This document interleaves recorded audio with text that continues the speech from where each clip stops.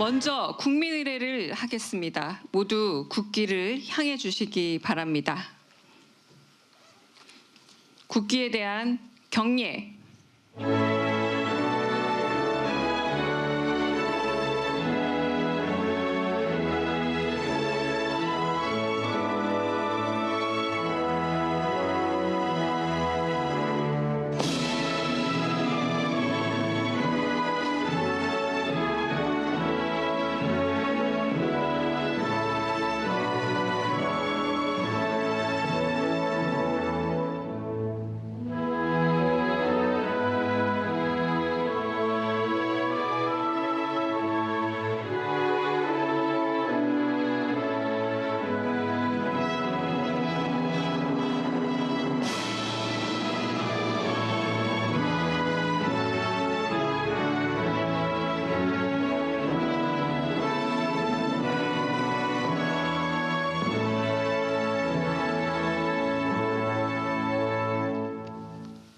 바로 모두 자리에 앉아주시기 바랍니다.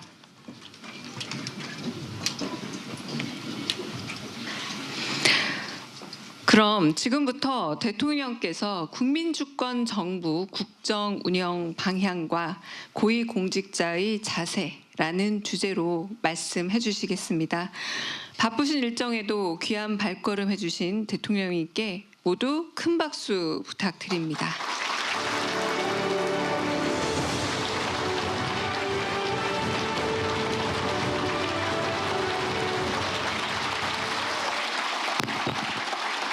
네, 여러분 반갑습니다. 제가 공무원 인재개발이라든가 거기 신임 사무관들 교육 과정에 갔을 때 느꼈던 그 열정 이런 것들을 봤는데 오늘도 약간 그런 게 느껴집니다. 네, 여러분 반갑습니다.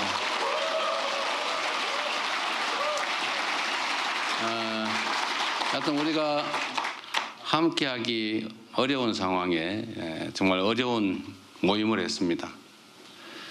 먼저 어제 밤까지 오늘 새벽까지 한미 무역협정 타결을 위해서 애쓰신 우리 장관님들, 총리님 할 것 없이 우리 일선 부서의 여러분들도 고생 많이 하셨습니다. 노심초사하고 정말 어려운 환경이죠. 저도 참 좀 뭐라 그럴까 이게 참 이 나라의 국력을 키워야 되겠다 그런 생각이 들었습니다. 하여튼 그 어려움 속에서도 뭐 만족할 정도는 아니지만 그래도 상당한 성과를 이뤄낸 여러분들의 노고에 진심으로 감사드립니다. 우리 동료들을 위해서 박수 한번 부탁드립니다.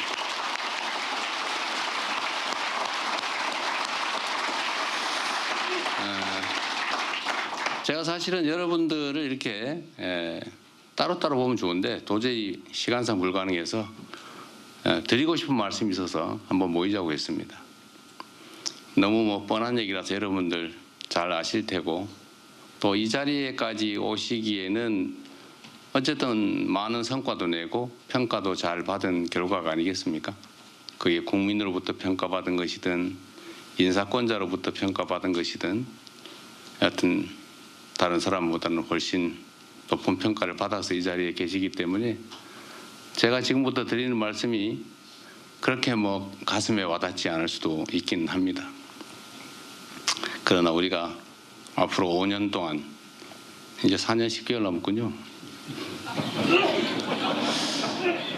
이게 요즘은 일주일 단위로 시간이 가는 것 같아요. 제가 당대표 할 때도 그런 느낌을 받을 때가 있었는데 지금도 거의 비슷하긴 합니다. 그러고 보면 또 그렇게 많이 지난 것 같지는 않고 또 길게 보면 짧은 시간 같기도 하고 그래서 시간은 제한되어 있지만 일을 2배로 하면 시간이 2배로 늘어간다는 것과 같다 그런 생각을 하기로 했습니다. 주변에서 걱정하시는 것처럼 여러분도 참 좋은 대통령이긴 한데 아주 악질적 상사일 가능성이 많다. 걱정된다. 이런 얘기들도 꽤 제가 많이 듣고 있긴 합니다. 여러분께서도 국민에게는 칭찬받되 부하들한테는 원망은 듣지 않는 선에서 악질적이지는 않은 범위 내에서 최대한 좀 많은 성과를 내주시길 진심으로 부탁드립니다. 그냥 생각나는 대로 몇 가지 말씀을 좀 드리려고 합니다. 우리가 가끔 착각하는 게 있어요. 실제로 그런 착각이 몇몇 소수에게는 아주 일상적이기도 합니다. 그리고 그게 엄청난 사고를 불러오기도 하죠. 그게 어떤 거냐면 내가 가진 권력 또는 권한이라고 하는 게 내 거다 이렇게 생각하는 거예요. 그리고 내가 행사하는 권한의 수혜자 또는 수요자, 뭐 수급자라고 하는 게 맞을지 모르겠어요.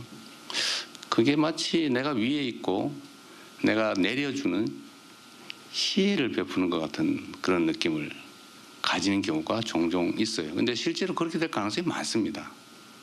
맨날 이렇게 주는 행동을 하다 보니까 내 것 같죠. 받는 쪽에서도 보면 주는 숨겨져 있는 잘 보이지 않는 지급의 주체보다는 지금 주는 손, 눈에 보이는 손이 귀하게 느껴지죠. 그러다 보니까 서로 그런 생각을 하게 됩니다. 아, 내가 높은 사람이구나. 내가 저들과는 좀 다른 사람이구나. 일종의 특권의식, 어쩌면 나쁘게 얘기하면 지배자적 사고, 그런 것들을 하게 되죠. 내가 통치하고 있다. 지배하고 있다. 이런 생각을 하게 됩니다. 그게 저는 정말로 근본적으로 심각한 문제를 불러온다고 생각해요. 우리는 우리 국민들이 합의한 게 있죠. 이 나라의 주인은 국민이고 모든 권력은 국민으로부터 나오고 우리가 쓰는 모든 예산 그건 국민들이 낸 세금이죠.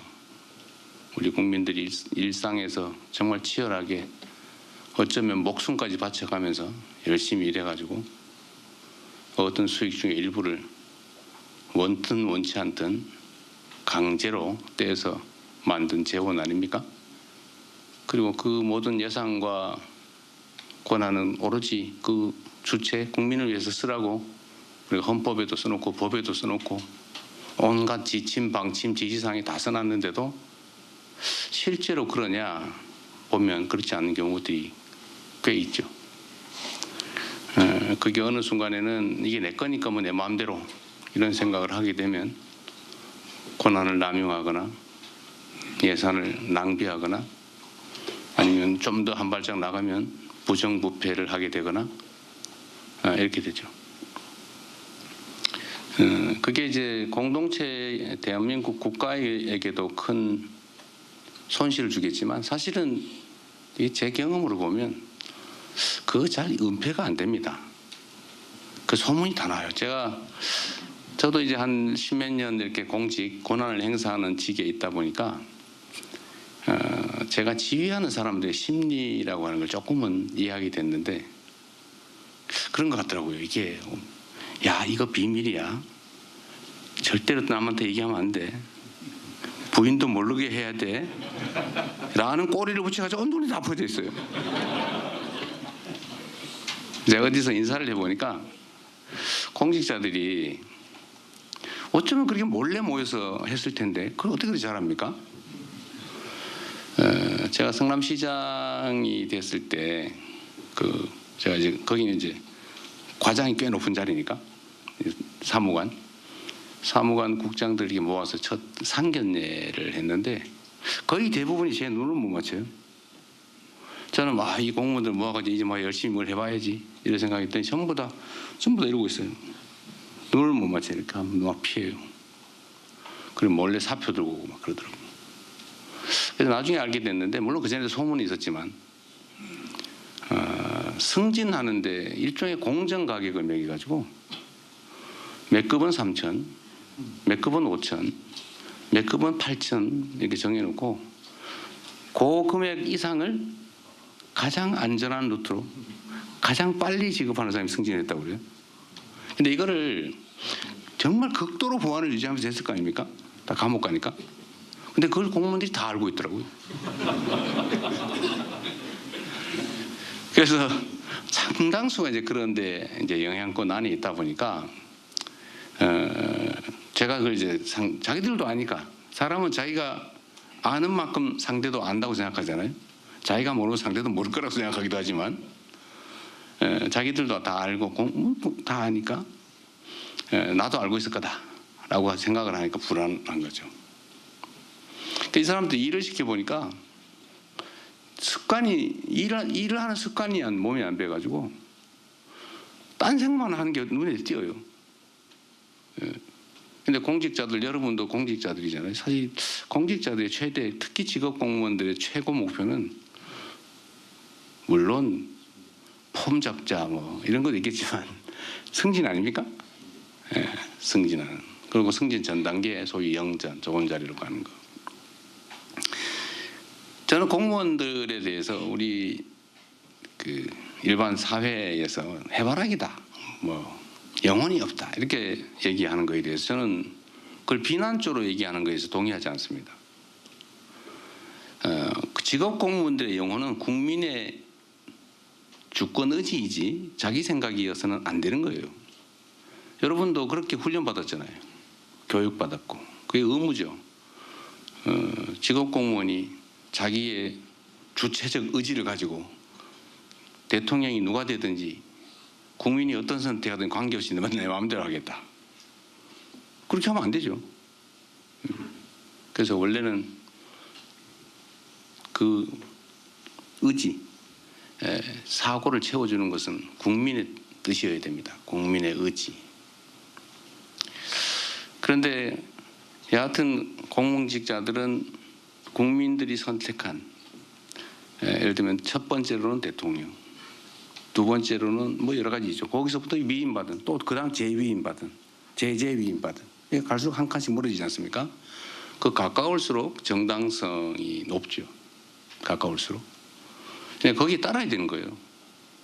국민의 뜻이 동쪽에 있으면 동쪽으로 당연히 바라봐야죠. 그게 서쪽으로 옮기면 당연히 서쪽을 바라봐야죠. 그걸 해바라기라고 영혼이 없다고 비난할 게 아니라 그건 당연한 것이다. 그런데 공직자들이 그러면서도 자기 이해라고 하는 게 없을 수 없잖아요. 최대의 목표. 뭐 물론 그 중에 가끔씩 나 돈 벌어야지 이런 사람이 있는데 그 오래 못 가죠. 그 오래 못 갑니다. 패가망신 가능성이 매우 높죠. 그런 사람은 오래 못 가요 실제로. 근데 공직자들은 자기 목표라고 하는 게 분명히 있기 때문에 그 목표에 부합하는 데를 찾게 마련이죠. 결국은 저기 인사권자 또는 그걸 평가하는 상사, 이 사람이 술을 좋아하는구나. 같이 술 먹는 걸. 그럼 어떻게든 술을 사주려고 그러죠. 저 사람이 돈을 좋아하는구나. 그러면 부담스럽지만 할 수 없죠. 저 사람이 성과를 내는 걸 좋아하는구나 라고 확신이 들면 성과를 내기 위해서 최선을 다하죠. 근데 이게 꼭 그렇게 말하지 않아도 사실은 동물도 말이에요. 착 지나가다 사람을 보고 저 사람이 나를 좋아하나 싫어하나를 알지 않습니까? 싫어하는 사람 같으면 막 왈왈 짖고 무서운 사람 같으면 깨갱하고. 근데 사람은 어떻게 했어요? 사람 여러분도 딱 첫 번째 딱 보면 저 사람이 날 좋아하는 건 싫어하는 걸 대충 알잖아요. 저 사람이 무슨 생각을 하고 있는지를 일상적으로 접하는데 모를 리가 없습니다. 이 사람은 이걸 좋아하는구나. 그러면 거기다 쫙 맞춰서, 물론 시간 속도는 좀 차이가 있어요. 변하는 속도. 제가 제 경험으로 성남시 공무원들이 바뀐 데 한 2년쯤 걸리는 것 같더라고요. 안 믿어요. 제가 예를 들면 인사를 우리는 이런 기준에 의해서 한다라고 공표를 하지만 저 그냥 듣기 좋으라고 하는 소리지 저 사람이 진짜 뭘 좋아하나 안 믿죠. 근데 그게 한 인사를 한 서너 번 하니까 방향이 쫙 잡혀서 한 2년 지나니까 진짜 성과가 나더라고요. 정말 열심히. 그래서 성남시 공무원들이 너무 열심히 일하니까 남들이 의심하기 시작했어요. 어딘가에 성남시에 이익이 하기 위해서 공익적으로 너무 열심히 하니까 저거 분명히 시장이 사적인 목적이 있어 시킨 거지 공무원이 저렇게 열심히 일할 리가 없다. 그래서 제3자 뇌물로 제가 분명히 시장에 시켰을 거다. 제가 안 시켰는데 공무원들이 왜 저런 짓을 하겠냐. 그 확신을 가지고 있어요. 근데 그 공무원들은 진짜 자기도 열심히 했거든요. 법률의 범위 내에서. 어쨌든 그렇게 변하더라. 저는 이게 조직이 크든 작든 똑같다고 생각해요. 그래서 저는 저의 인사권자는 국민이죠. 물론 뭐 한 번밖에 기회가 없으니까. 그러나 그 후에 평가도 또 있지 않습니까? 저는 공직을 하면서 제가 바라는 건 다 그런 거죠. 제가 이 공적 활동을 마치고 야인으로 돌아갔을 때 보통 지나가는 공직자를 보면 뒤에서 수근수근 이러면 흉보죠. 그런데 그게 아니고 보면 막 온 동네 사람들이 반가워서 함께 세월을 보낼 수 있다면 그것처럼 행복한 일이 어디 있겠어요. 저는 이제 제 목표는 그거예요. 근데 그런 단계로 갈 수 있냐 없냐 제가 이제 하기 나름이겠죠. 그래서 공직 사회도 하여튼 공무원들이 본질적으로 바라는 걸 잘 만들어 제시해야 되는데 저는 여러분들한테도 그 말씀을 꼭 드리고 싶습니다. 여러분도 부하들한테 여러분이 가지고 있는 생각을 잘 정리해서 보여주시면 굳이 세게 하지 않아도 잘 따를 겁니다. 그래서 제가 부탁드리고 싶은 거는 뭐 여러분들이 공직을 아주 오래 대체적으로 오래 하시니까 모르겠지만 우리는 특히 선출직은 시간이 짧잖아요.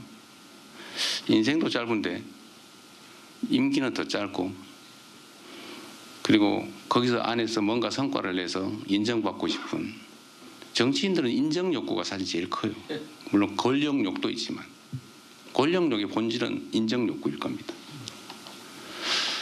그래서 인정받고 싶은 거, 여러분 승진하는 거, 더 나은 위치를 차지하는 거 이럴 걸 텐데 저는 결과로 그걸 증명하고 싶습니다. 실적으로. 그래서 제가 여러분도 이제 인사에 관심이 많을 수 있기 때문에 제가 그 인사에 관한 얘기를 잠깐 드리면 저는 대체적으로 한 3가지 정도가 중요하다. 방향, 자세 이런 거죠. 마인드, 기본적인 마인드. 공직자란 뭐냐? 공직자는 국민을 위한 봉사자라고 헌법에 써놨죠. 너무 당연한 얘기이기도 한데 너무 당연하니까 잊어버리죠. 공직을 왜 하냐? 저는 방향과 자세가 정말로 중요하다고 생각합니다. 제일 중요한 거는 보통 우리가 이제 자질, 성실함, 능력 이런 걸 얘기하잖아요. 근데 저는 이 중에서 방향성, 자질, 자색이 제일 중요하다고 생각합니다. 뭐 예를 들면 그런 거죠. 아무리 기능이 뛰어나면 역량이 뛰어나면 뭐 하겠어요? 반대 방향으로 뛰면 소용이 없죠. 그래서 해야 될 일 방향에 맞춰서 잘 가는 거. 이 방향이 제일 중요하다. 충직함이죠. 국가와 국민에 대한 충직함. 우리 본래의 직무에 대한 충직함. 이런 게 저는 제일 중요하다고 생각합니다. 마음의 자세. 이건 그리 어렵지 않죠. 그러나 꼭 쉬운 것만도 아닙니다. 사욕, 무욕 이거 많을 수밖에 없거든요. 사람인데. 어쨌든 그런 거 하나. 두 번째는 성실함이죠. 진지하게 성실하게 할 수 있는 최선을 다하는 거. 근데 뭐 역량은 뛰어난데 열심히 안 하면 뭐 하겠어요? 또 엉뚱한데 그 역량을 쓰면 오히려 나라의 해가 되겠죠. 하여튼 그래서 성실함이 중요하다. 3번째가 기능적 역량이죠. 테크닉. 근데 이 3가지를 다 갖추면 거의 완벽한 공직자라고 할 수 있겠습니다. 그래서 저는 그런 사람을 찾기 위해서 참 많이 노력하죠. 여러분도 부하들 인사를 하실 때 잘 찾아주시기 바랍니다. 이 3가지를 잘 갖춰서 지휘를 잘하면 세상이 많이 바뀔 것 같아요. 제가 선거 때 이런 얘기를 자주 했는데 저는 실제로 그렇게 생각합니다. 똑같은 조선인데 선조 때는 백성들 수백만 명이 죽음에 내몰렸고, 정조는 똑같은 조선인데 동아시아 최대의 부흥을 이끌어냈다. 조건은 별로 변한 거 없어요. 저는 그 중에 예를 들면 정조가 한 일 중에 여러 가지가 있지만, 예를 들면 노비도 실력이 있으면 쓴다. 부정부패를 없앤다. 내가 최종 책임자이기 때문에 나도 열심히 공부한다. 죽을 때까지 공부한다. 끊임없이 연구하고 좋은 사람 찾기 위해 노력하고 신상필벌 제대로 하고. 문제는 이 관리가 잘 안 되잖아요. 한양도성에 이렇게 있으면 저기 전남 강진 사또가 뭔 짓을 하는지 알기가 어렵잖아요. 그래서 이 사또가 그야말로 사또 짓을 하지 않습니까? 근데 이걸 이 사람이 확실하게 막는 방법을 개발한 거예요. 네. 징을 하나 들고 다니면서 억울한 백성은 와서 징을 쳐라. 어떤 백성이 진짜 와서 징을 치는 날, 그 고을 사또가 징을 치는 날이죠. 경을 치는 날이지. 이걸 들려서 1년에 한 번씩 한 열흘 화성까지 왔다 갔다 하니까 뭐 징을 친 사람이 몇 명이나 되는지 잘 모르겠지만 그 존재 자체만 가지고 전국의 관리 아전들이 무서워서 어디 타막질을 할 수 있겠습니까? 무서워서. 경계 효과가 확실하죠. 저는 그래서 그 조선 시대, 정조 시대 정말 어려운 상황이지만 조선의 부흥을 만들어냈다 생각합니다. 저는 공직자 한 명 한 명이 똑같다고 생각해요. 공직 또는 정치 영역에 우리 정치인들 여기 몇 분 계신데, 이 정치인이나 공직자랑 비슷한데 하자면 일이 끝이 없고 안 하자면은 거의 안 해도 됩니다.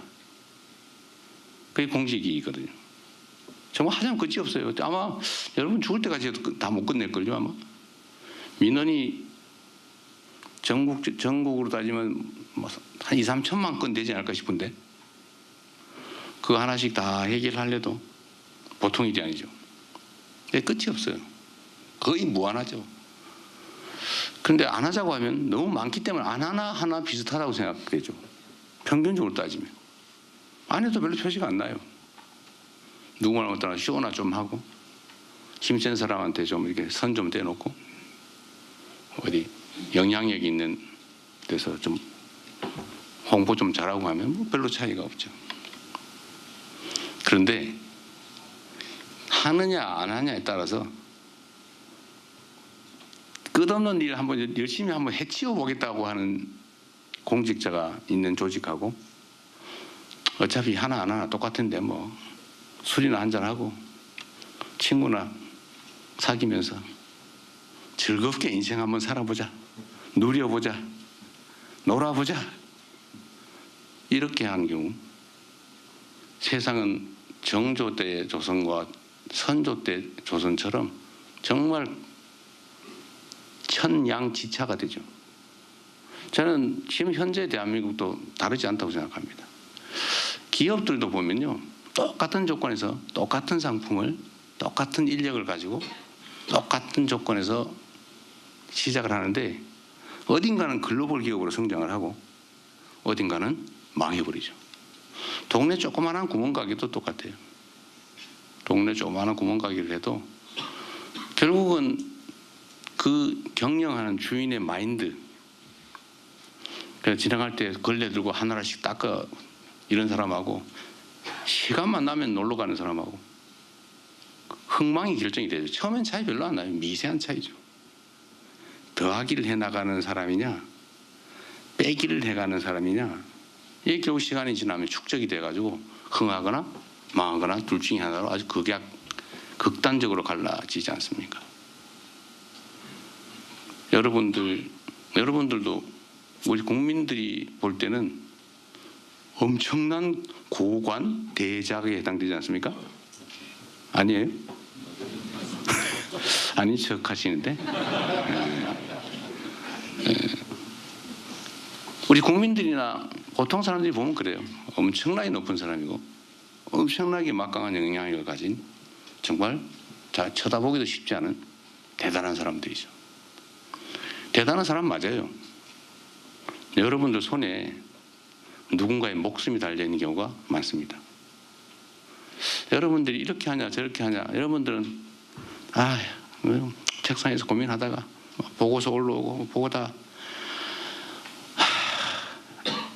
에이 이렇게 그냥 해버릴 수도 있지만, 이 하나의 결정에 수없이 많은 사람들 인생이 걸려있고, 어떤 사람들은 사업에 흥망이 걸려있고, 어떤 사람은 가족들 또는 본인의 목숨이 걸려 있습니다. 우리가 민원이라고 하는 것을 참 수없이 많이 접하게 되는데, 이제 하다 보면 내성이 생기죠. 근데 자리가 높아지고 고위직이 되면 될수록 더 많은 영향력을 가지지만 더 많은 사람을 접하게 되고 더 무감각해질 가능성이 높죠.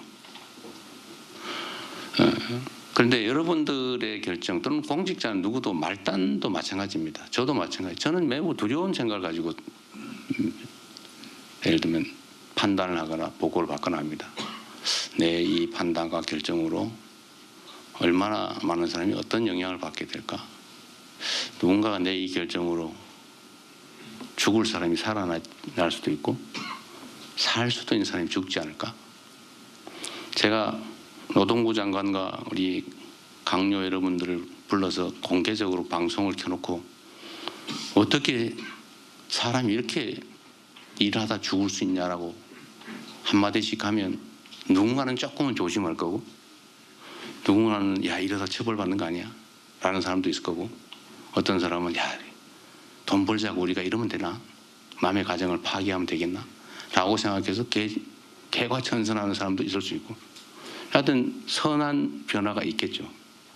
그러면 1년에 600~700명씩 죽어가는 사람들, 그 사람들이 500~600명으로 줄어들면 한 100명 정도는 목숨을 건지는 겁니다. 말 한마디에, 행동 하나에. 이거보다 훨씬 더 큰 것도 많죠. 예를 들면 한미 통상 협상. 제가 머리 빠진 이빨이 흔들려가지고 사실 내가 말을 안 해서 그렇지, 내가 가만히 있으니까 진짜 가만히 있는 가만히인 줄 알고 말이에요. 말을 하면 악영향을 주니까 말을 안 한 거예요. 그러나 말 안 하는 와중에 오리가 물살에 떠내려가지 않기 위해서 우아한 자태로 있지만 물 밑에서는 얼마나 생 난립니까? 우리 가까이 있는 참모분들은 알지요. 우리가 얼마나 노심초사하면서 정말 어떤 행동을 하고 있는지. 하여튼 그것도 좁게 보면 우리 기업들의 해외 시장에 관한 얘기이기도 하지만 사실은 대한민국 국민들의 부담일 수도 있고요. 어쨌든 그 결정 하나하나가 엄청난 영향을 미친다.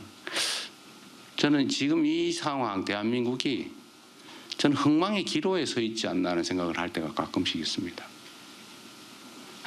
계속 플러스 성장, 발전의 길을 갈 거냐. 물론 그 각도는 많이 떨어지고 있죠. 아니면 아예 퇴행, 그 길을 갈 거냐.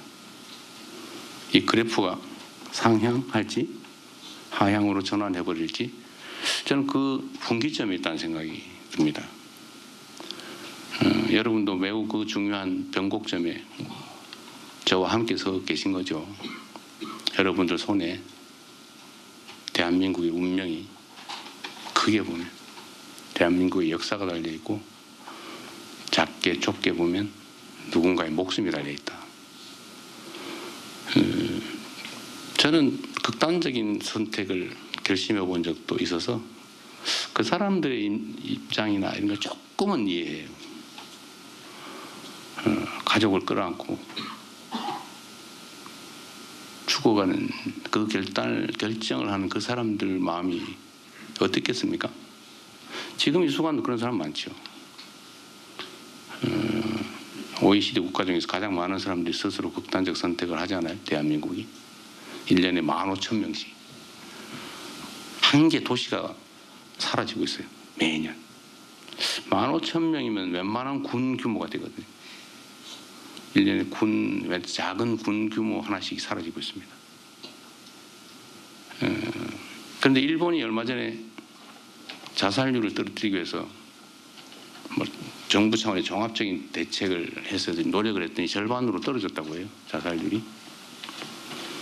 우리도 사실 그런 걸 할 수 있죠. 바쁘고 힘들긴 하지만 우리의 노력에 따라서 지금 15,000명을 절반으로 줄이면 7,000명이 목숨을 건지는 거죠. 그게 다 우리 손에 달려있다. 그런 생각이 듭니다. 그래서 여러분들은, 우리 공직자는 저는 작은 신의 역할을 하는 사람들이라고 생각해요. 신이 뭡니까? 사람이 못하는 신의 유일한 능력은, 저는 제일 큰 능력은 생명을 창조하고 거둔다는 거 아닌가요? 그 여러분들 하기에 따라서 누군가가 죽을 수도, 죽을 사람이 살 수도 있습니다. 그러니까 여러분은 신의 능력을 손에 쥔 위대한 존재들인 거죠. 부담 좀 오십니까? 그런 부담도 좀 가지고, 또 한편으로 좋은 쪽으로 생각하면 우리가 그렇게 보람 있는 일을 할 수 있는 거죠. 우리 손에 쥐어진 소위 권한, 권력. 이거 뻔한 얘기인데, 우리 행정고시, 되게 행정고시 하신 분들일 텐데, 행정고시 시험을 보려면 법학, 개론 이런 것도 공부를 해야 되는데, 거기에 그런 거 나오죠. 권한, 권력, 권리, 어떻게 구별하냐. 다 객관식 문제 나오니까 다 알고 계시죠? 세 개 다 힘이에요. 힘, 권. 그런데 목표가 다르죠. 권리, 이익, 내 이익을 챙길 힘, 권리. 권한, 힘은 힘인데 한계가 있는 힘. 우리가 가진 공적 힘을 말하죠. 권력. 내 의사를 타인에게 강제시킬 힘. 약간 정치적 의미로 사용되죠. 우리는 그런 걸 가진 사람들이에요.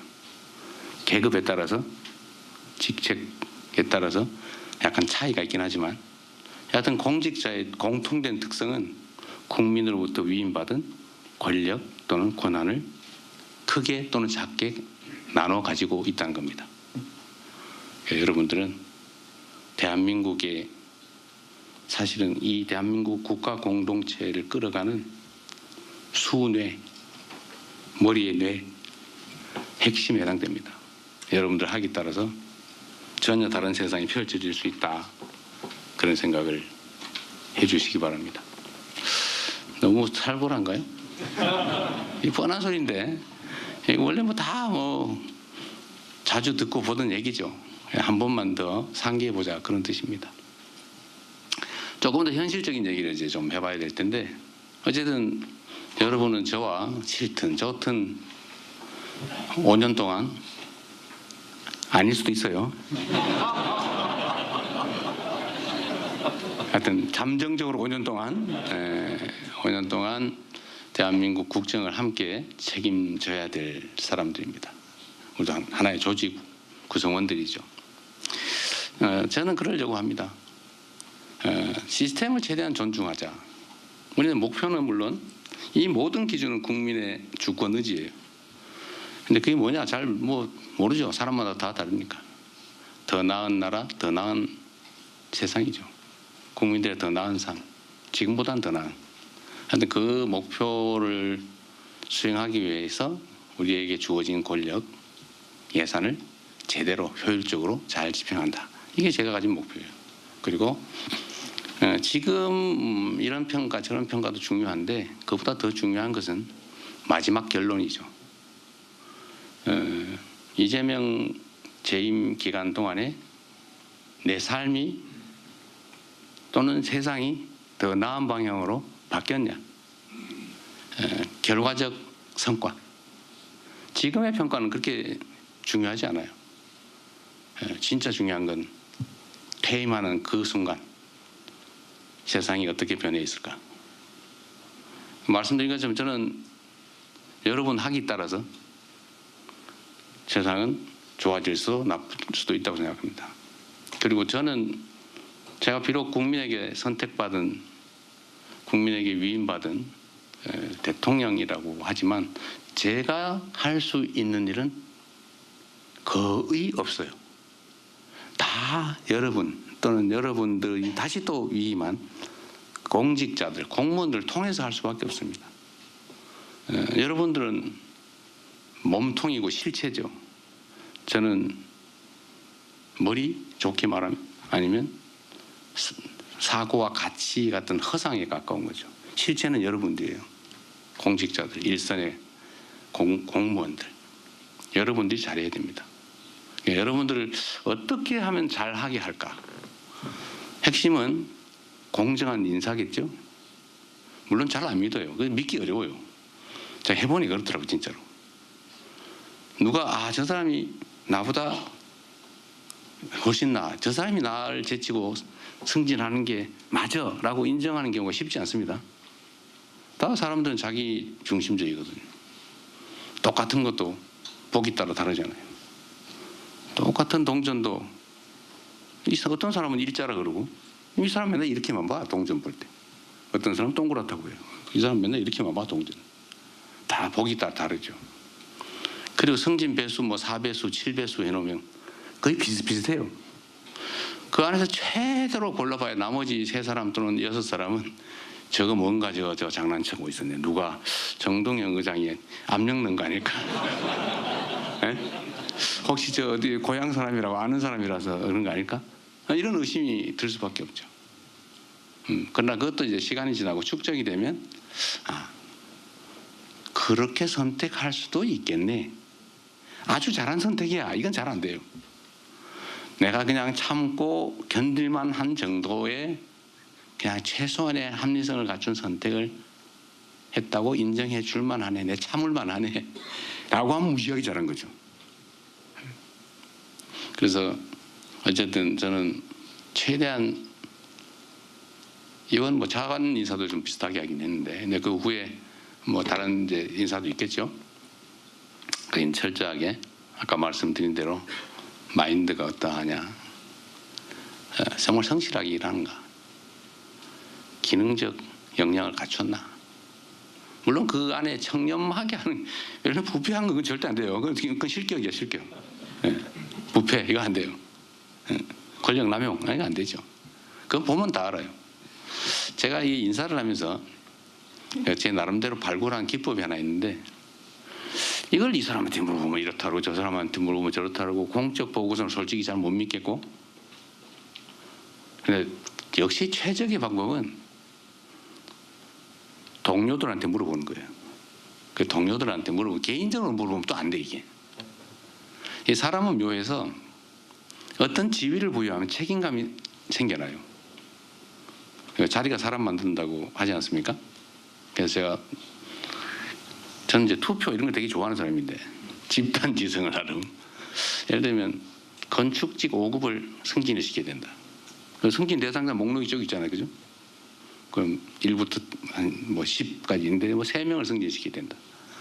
이러면 승진 대상자가 아닌 이제 같은 직급 징의할 사람이 쫙 있지 않습니까?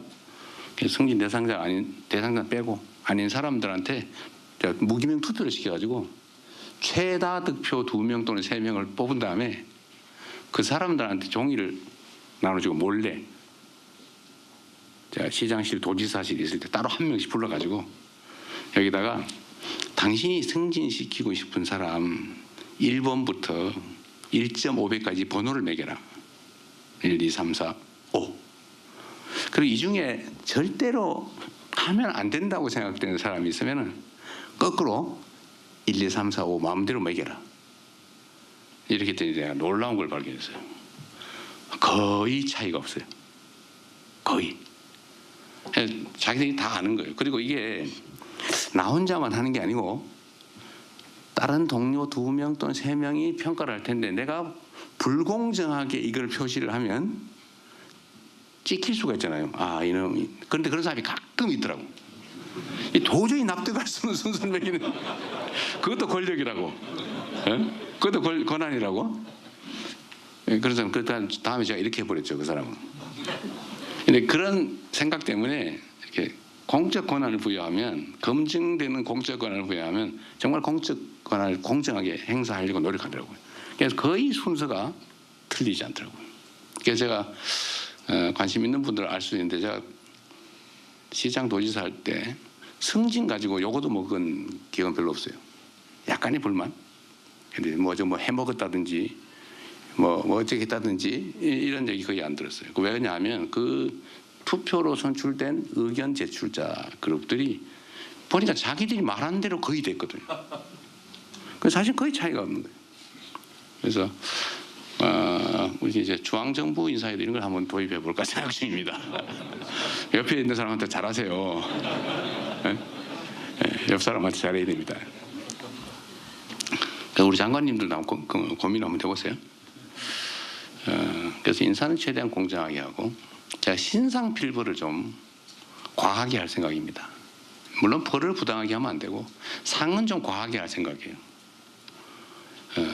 제가 명목을 만들어내 가지고 상을 많이 주려고 노력했어요. 뭐 상 주는데 큰 돈은 안 들거든. 그거 인색할 필요가 없죠. 칭찬은 최대한 많이. 칭찬은 고려도 춤추게 한다. 더군다나 사람인데. 그래서 작은 포상이지만 최대한 종이라도 하나 이쁘게 만들어서, 또는 약간의 포상금 또는 포상들을 해서, 그리고 특히 제일 중요한 인사죠, 그죠? 아까 얘기한 대로 대개 제가 보니까 고위 공무원들이 되면 거의 기본적 자질은 아주 뛰어나요. 보니까 거의 성실하면서 결판이 나는 것 같아요. 예를 들면, 야, 내가 막 뭘 해봐야지, 뭐 이런 생각 가진 사람하고 시키는 건 무난하게 잘 떼어봐야지, 이거하고 차이가 엄청나게 나는 거죠, 나중에는.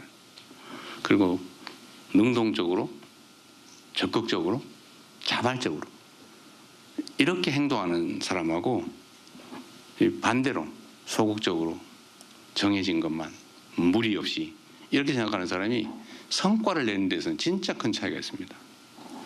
작은 아이디어. 특히 제가 며칠 전에 장관 국무회의에서도 그 얘기했지만,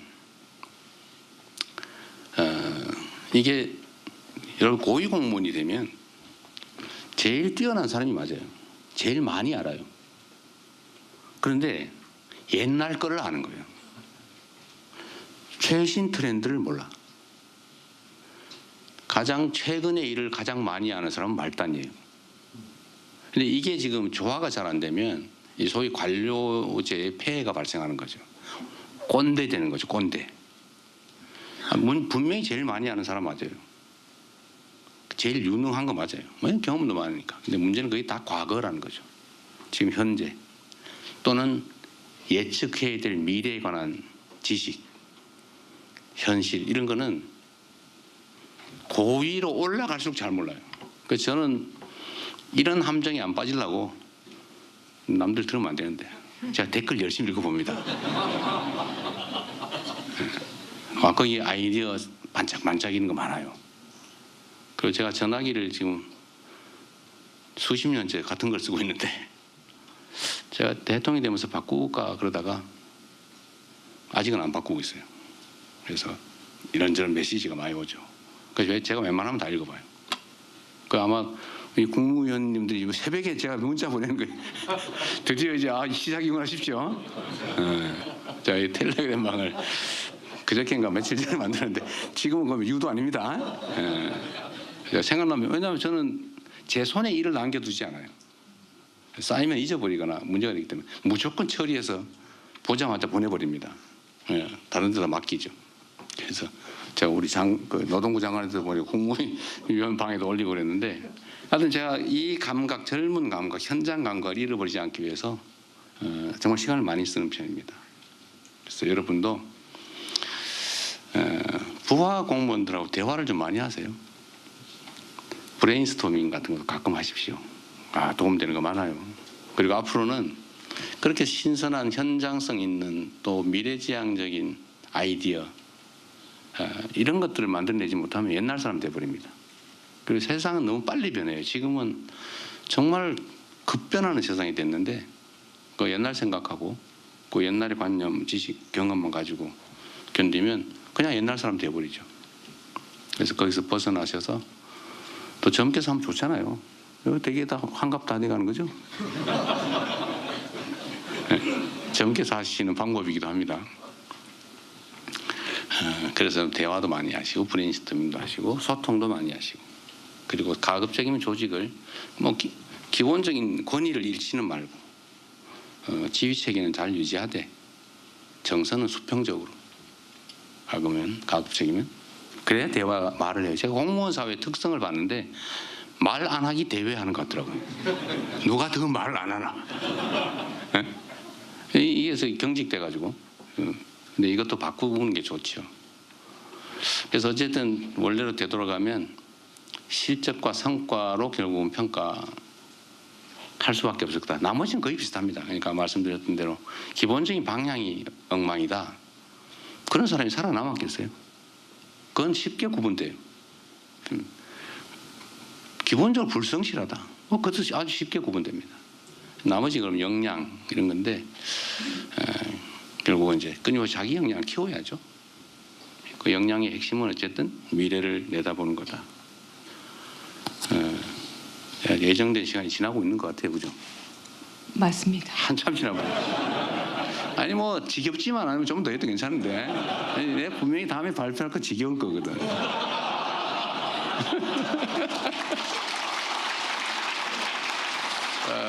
다음 발표자는 지겹지 않게 좀 해주고 내가 얘기해야 되는데 혹시 빼먹은 게 있나 잠깐만 보도록 하겠습니다.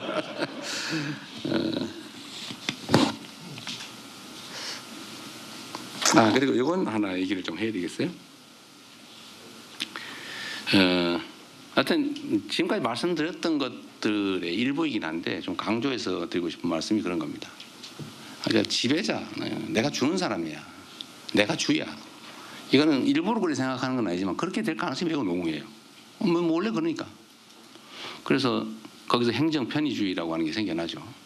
상대 입장보다는 행정을 더 안정적으로 편하게. 그래서 얼마 전에 나온 예를 들면 이게 이제 수요자가 안 돼 보면 그 마음을 잘 몰라요. 근데 행정은 수요자 입장에서 생각하고 정책도 만들고 집행하고 이러면 진짜 칭찬받습니다. 근데 안 돼요, 잘. 귀찮거든. 일단 시간도 많이 걸리고 에너지도 많이 소모되고 그리고 이제 대접받는 자리 권력이 있으면 대접을 받게 돼 있어요. 뭐 인정 안 할 수가 없잖아요. 대접받는 자리에 오래 있다 보면 자꾸 고개가 올라가고 허리가 뒤로 이렇게 넘어가죠. 악수할 때도 앞으로 가기보단 뒤로 넘어가는 이상하게 그런 사람도 있어요.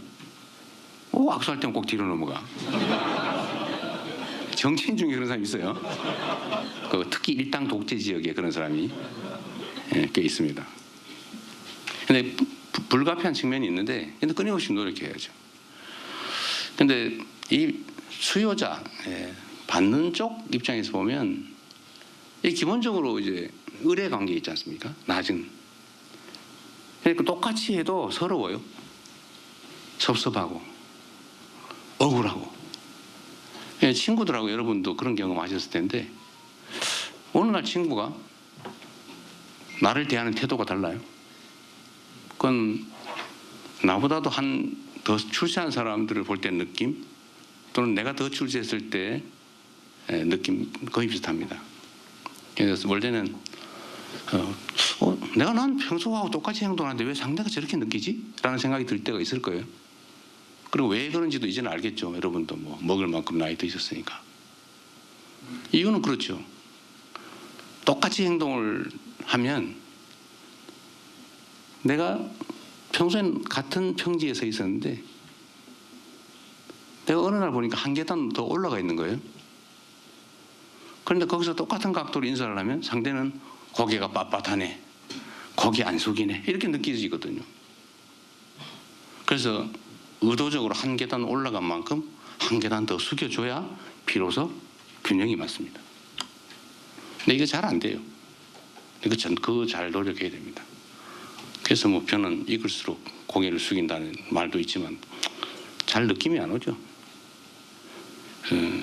근데 수급자, 수혜자 입장에서 보면 내가 국가로부터 지금은 그런 게 있어요. 내가 국가로부터 어떤 지원을 받는다. 그거 원래 당연한 건데 내가 또 세금 내고 내가 아무리 직장이 없어도 내가 사이다 사몽돼서도 세금을 내고 있는데 그리고 국민들은 공동체로 다 똑같이 나라의 주인인데 국가로부터 내가 힘들어 지원받는 건 너무 당연한 권리 아닙니까? 그거 헌법이 써놓은 권리죠. 그런데 세상이 하도 지원받는 건 무슨 범죄처럼 나쁜 사람인 것처럼 부도덕한 것처럼 이렇게 자꾸 끊임없이 얘기를 하다 보니까 자기 지원받는 게 눈치가 보이는 거예요. 그런데 거기다가 이 사람은 지원받는 사람입니다 라고 뻘겋게 표시를 해가지고 하면 그 사람이 얼마나 상처받겠어요? 이걸 낙인이라고 그러죠. 그런데 행정을 하는 사람 입장에서는 쉽게 내 편의로 착오가 발생하지 않기 위해서 하면 혼나니까 문제 생기니까 표시를 막 하죠. 제가 급식 학교 결식아동 급식 카드 있었어요 옛날에. 그게 결식아동 카드라는 게 딱 표시가 돼 있어요. 그 저 김현지 보좌관이 지적해가지고 고쳤는데 아 그래? 그래서 제가 똑같이 일반 신용카드하고 똑같이 만들어서 줬죠. 그래서 구별이 안 돼요. 쓰는 사람만 아는 거죠. 너무 좋아요. 인격을 침해당하지 않는. 그러니까 우리는 생각 안 하죠. 뭐 급식카드인데 뭐 누가 뭐 너 지원받아서 밥 사 먹는 누가 뭐라 그러냐라고 우리는 생각하지만 받는 사람은 엄청난 상처를 입죠. 이 입장을 바꿔 생각해 보지 않았기 때문에 그런 거예요. 모든 행정은 다 그런 요소가 있습니다. 우리는 뭔가를 주는 쪽에 서 있는 사람들이에요. 공급자의 입장. 그런데 이 공급을 실제로는 우리의 것을 주는 게 아니에요. 우리는 우리의 것을 준다고 착각이 빠질 경우가 가끔씩 있는데 그 생각을 진짜 완벽하게 버려야 됩니다. 우리는 우리의 것을 주는 게 아니에요. 그들의 것을 돌려주는 일을 우리가 대신 맡아서 하고 있을 뿐이죠. 그 생각을 절대로 버리지 않았으면 좋겠다.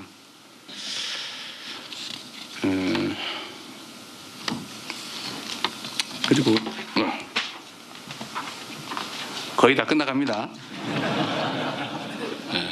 일종의 강의라기보다는 지시사항에 가깝기 때문에 좀 견뎌주시기 바랍니다.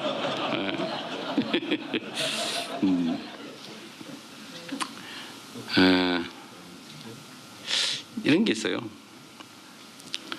아까 말씀드린 것처럼 그 공직자들이 어떻게 하느냐, 뭐 조선시대의 왕이라고 하는 걸로 표현되기도 하지만 이 공직자가 하기에 따라서 세상이 정말 흥하기도 하고 망하기도 하는데 그런 이 공직자들이 나라가 흥할 수 있고 국민들이 더 나은 삶을 누릴 수 있도록 똑같은 조건에서 그렇게 하도록 만들어주는 게 최고 지휘자가 할 일이잖아요. 그죠? 저는 여러분들한테 일단 많은 도구를 가지고 있죠. 채찍도 당근도 가지고 있죠. 근데 가능하면 당근을 많이 써서 스스로 자부심 느끼면서 일하고 내가 나라를 위해서 이런 기여를 했어요. 그러니까 자식들한테도 내가 이 나라를 위해서 이런 결과를 만들어내는 어느 시대의 훌륭한 공직자 그룹의 일원이었어 라고 평가 듣고 여러분도 그렇게 자부심 느끼기를 바랍니다. 그렇게 만들어야죠. 근데 여기에 큰 장애가 하나 있어요. 열심히 일하면 감사를 자꾸 해요.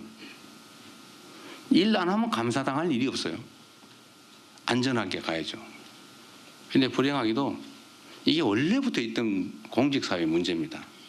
복지부도 뭐 월급 주고 때 되면 웬만하면 승진하고 모두가 다 그러고 있으니까 일종의 뭐 카르텔이라고 그럴까 적당히 하기 막 열심히 일하는 사람 보면 자식이 저 잘난 척 하려고 제가 괜히 저런다 그러고. 근데 이걸 고치기 위해서 온갖 가지 우리가 연구를 해냈잖아요. 적극 행정 면책 뭐 이런 얘기도 해가면서 열심히 잘하려다 그런 건 책임을 묻지 않는다. 그게 조금씩 자리를 잡았어요. 그런데 이게 지금은 완전히 깨져버렸습니다. 열심히 하면 바보가 아니고 미친 사람 취급받게 됐어요. 좀 미쳤나 저거. 나중에 수사받으면 어떡하려고? 나중에 감사받으면 어떡하려고? 지금 공직사회가 그렇게 돼버렸죠. 열심히 안 해도 되는 일을 하는 건 바보를 넘어서서 미친 사람 취급당하기 시작했습니다. 공직자들이 할 일은 정말 산처럼 많아서 하자면 끝이 없고 안 하자면 뭐 안 해도 문제가 없는 그런 아주 특수한 직역인데 열심히 하면 세상이 정말 혁명적으로 바뀐단 말이에요. 그럼 그렇게 하게 만들어줘야죠. 근데 이거를 100명 중에 열심히 하는 100명 중에 혹시 한 명이 나쁜 의도를 가지고 악용하지 않았을까? 그 한 명을 잡는다고 100명을 때려놨으니 누가 그 일을 하겠습니까?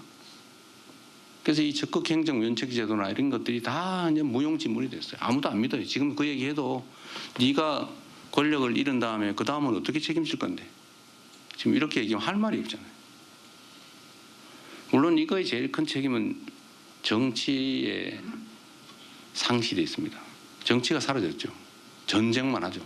서로 죽이려고 그러고 제거해버리려고 하고 진짜로 바뀌면 편이 쫙 깔려가지고 잘해도 적, 못해도 내 편 이렇게 돼버린 거예요. 잘하면 잘했다 그러고 못하면 못했다 그러고 잘하면 기회를 더 주고 못하면 책임을 묻고 이게 정상적인 민주주의 시스템인데 이제는 이게 누군가 의도에 의해서 만들었든 아니면 어쩌다 보니 이렇게 됐든 간에 지금은 편이 너무 많아졌습니다. 편이 너무 강력해요.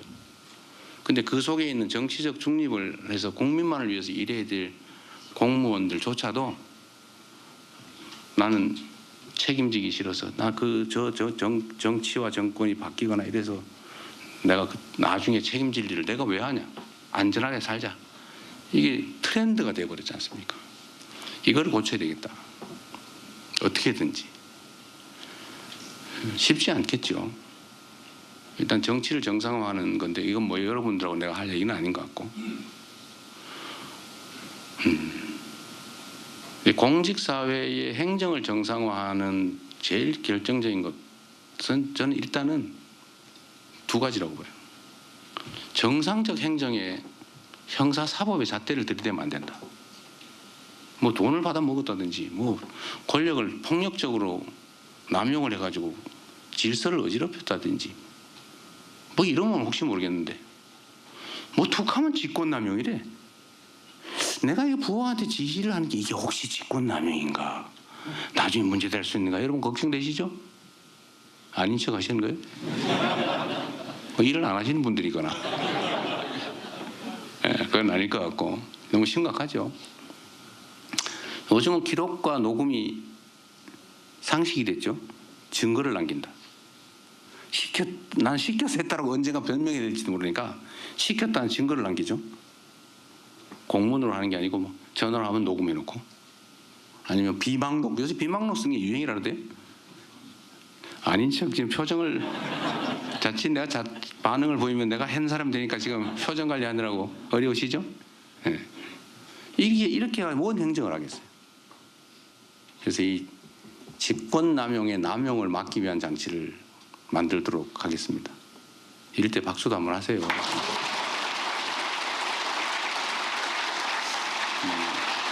권력을 가지고 아까 말씀드린 권력, 내 의사를 타인에게 강제할 수 있는 힘, 이 권력이 공직자가 가진 힘의 원천인데 조금만 뭐 있으면 권력을 남용했다는데 이 남용의 기준이 뭐예요 도대체?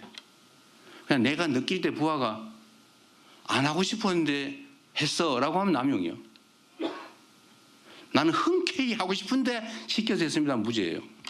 이게 말이 됩니까 이게? 그 지휘를 어떻게 합니까?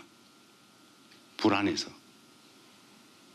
그래서 이 직권남용죄의 남용을 막기 위한 제도적 장치 또는 관행을 반드시 내야 되겠습니다. 네, 두 번째는 이런 거예요. 제가 한번 미리 얘기한 건데 정책감사 있지 않습니까? 이게 원래 좋은 뜻으로 시작했는데 악용되기 시작했잖아요. 악용. 정책을 결정을 했어요. 그런데 그 정책이 예를 들면 아주 막 큰 효과를 냈는데도 시간 지난 다음에 나중에 보니까 이것보다 더 좋은 정책이 있었는데 왜 그렇게 했어? 너 배임죄야. 또는 실패를 했다. 너 이렇게 하면 안 할 수 있었는데 왜 그거 해가지고 실패를 해서 손실 입혔어? 이렇게 사후적으로 평가해서 책임을 물으면 인간에게 신의 능력을 요구하는 거 아닙니까? 그거 어떻게 알아요?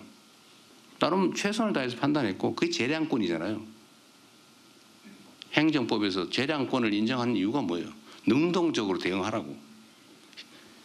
상황에 능동적으로 대응하기 위해서 이렇게 할 수도 있고 저렇게 할 수도 있고 그걸 여지를 줘야 되지. 아니면 딱 정해놓고 법원 판결하듯이 그렇게 하면 거기 사회가 움직여지겠습니까?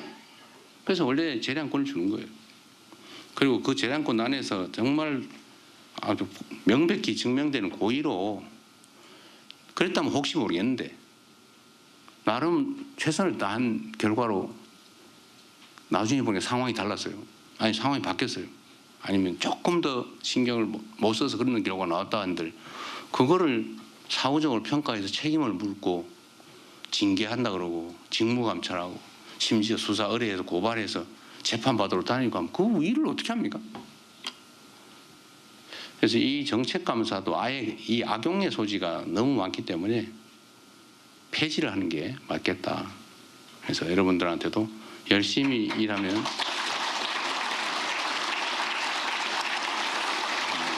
이거 억지로 친 거죠? 아까 안 쳤다 눈치 보이니까 이번에 야 이건 박수 치라는 뜻이구나 사인을. 훌륭한 아까 박수 먼저 쳐주신 분 누구신지 모르겠는데 훌륭하십니다. 어쨌든 이렇게 공직자들이 복지부동하지 않고 정말 국민을 위해서 최선을 다해 일할 수 있는 그런 환경을 만들도록 제가 노력할 겁니다. 그 환경 속에서 열심히 해주시고요. 그리고 마지막으로 산더미처럼 쌓인 일을 어떻게 처리할까? 이거는 뭐 반드시 그렇게 하라는 건 아니고요. 그냥 하나의 경험으로 알려드리는 거예요. 보통 일이 막 선후 경중을 우리가 판단하잖아요. 원래 공직사회는 그런 거죠. 뭐든지 언제나 판단의 기준은 선후 경중이죠. 어떤 게 더 먼저냐, 어떤 게 더 중요하냐, 다 해야 될 일인데 이 중에 어떤 거냐 이게 이제 중요하잖아요. 그래서 저는 무겁고 어렵고 이런 것들에 대한 판단 때문에 다른 일들을 미루는 걸 잘 안 하는 편이에요. 제가 여러분들한테 그걸 권장하고 싶어요. 쉽고 간단한 일부터 빨리 해치운다. 원래 공직자 책상에는 막 수북이 산더미처럼 일이 쌓여있죠. 그리고 스트레스 덩어리죠. 그것만 보면 막 머리가 지끈지끈 아프죠. 근데 그 중에는 굵은 큰 일도 있고 굵은 큰 일인데 급하지 않은 것도 있고 아니 큰 일인데 급한 건 당연히 그부터 해야죠. 근데 그게 아니면 간단한 쉬운 일부터 얼른 처리를 해놓는 게 성과를 내는 데는 좋더라고요. 그래서 아까 제가 성과 말씀을 드렸는데 이 성과를 어떻게 내나 한 방은 없다는 게 제 원래 행정 철학입니다. 머리가 이걸 막 기획을 해가지고 한 방에 엄청난 막 각광을 받는 일을 해내야지. 저 그런 생각하지 않아요. 그런 거 없어요. 그런 게 있으면 다른 사람이 했겠지 나한테 난 게 낫겠습니까? 다 했지요. 그래서 그런 건 없다. 그러면 성과를 어떻게 내느냐? 쉽고 작은 일을 많이 빨리 하는 거죠. 그래서 저는 쉽고 간단한 일부터 빨리빨리 해치우고 가능하면 내 책상에는 일을 남겨놓지 않는다. 그래서 제가 국회의원 할 때도 시장 도지사 할 때도 제 책상은 깨끗합니다. 없어요. 제가 할 수 있는 일을 최대한 빨리 하고 맡겨요. 그리고 가끔 물어보면 되죠. 어떻게 됐어요? 내 스트레스를 떼넘긴 측면도 없진 않지만 정말로 고민해야 될 것 같으면 고민을 하라고 넘기는 거죠. 고민을 하라고. 떼넘기라는 뜻은 아니고 당연히 그렇게 알아들으시겠지만 쉽고 간단한 일부터 좀 해주면 좋겠고요. 쉽고 간단한 일은 중요하지 않은 일이냐? 그렇지 않습니다. 이게 수백만, 예를 들어 5,200만이 관계된 일도 있죠. 예를 들면 뭐 많죠. 뭐 국방, 안보, 뭐 통상, 외교 뭐 이런 거 있겠죠. 그러나 그것도 사람들 개개인을 보면 똑같은 일이고 개별적인 민원, 여러분들이 받게 되는 수없이 많은 민원들, 이걸 그 사람들 입장에서는 목숨이 달린 일이에요. 그 사람들한테는 대외 대미 통상 문제나 내가 내는 어디 앞에 허가를 받냐 못 받냐 하는 문제나 다를 바가 없어요. 다만 이해관계자가 숫자의 크기 차이인데 그 한 명도 중요합니다. 그리고 여러분들이 맞닥뜨리는 민원들은 대개 최소 수백, 수천, 수만, 수십만, 수백만에 가는 것들이죠. 그런 게 널려 있습니다. 그래서 그거를 아주 단순한 간단한 일이라고 생각해도 그거는 그 사람들 상대의 입장에서는 목숨이 걸린 일, 자기 사업에 엉망이 걸린 일, 그런 일들이기 때문에 그 자체도 매우 큰 의미가 있습니다. 도저히 못하겠다 싶으면 인력을 늘려달라고 하시면 인력을 늘려드리도록 하겠습니다.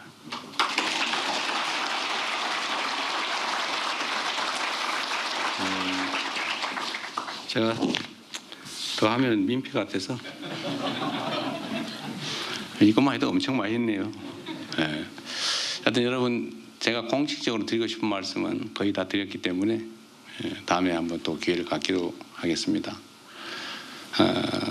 정말로 여러분들은 내 직업의 직장 또는 직업일 수도 있지만 그러나 이거는 개인 사업 또는 사적인 일과는 차원이 다른 대한민국의 운명이 달린 일을 하는 분들이세요. 그래서 여러분이 쓰는 한 시간은 5,200만 시간의 가치가 있다. 여러분 그래서 귀한 존재들입니다.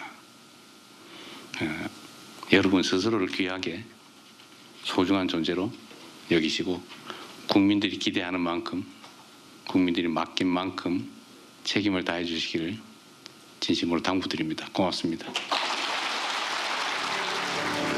귀중한 말씀해 주신 대통령님께 다시 한번 뜨거운 박수 부탁드립니다.